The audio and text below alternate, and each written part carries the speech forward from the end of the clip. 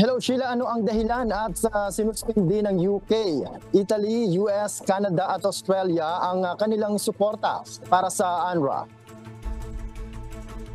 Hello Noel, sinuspindi ng mga bansang UK, Italy, US, Canada at Australia ang funding para sa United Nations Relief and Works Agency o UNRWA dahil ang ilan sa mga staff nito ay iniimbestigahan sa di umunay pagkakasangkot sa 7 insidente ng Hamas attacks noong Oktubre.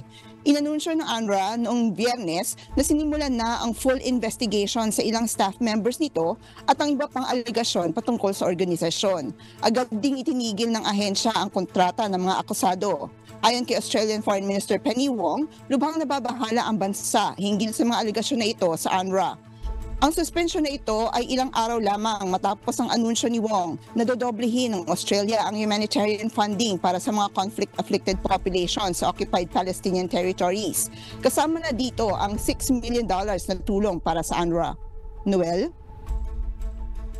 O Sheila, sa pamamagitan lang ba ng UNRWA nakatutulong ang mga bansa sa conflict sa Gaza?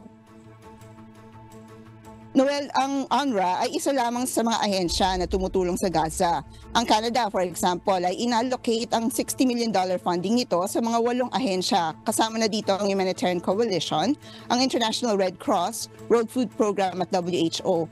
Ayon nga kay Australian Foreign Minister Wong, patuloy pa rin nilang susuportahan ng people of Gaza at sisikapin nilang magpapatuloy ang humanitarian assistance. Noel? Alright, maraming salamat sa iyong update. Sheila Reyes mula sa Toronto, Canada.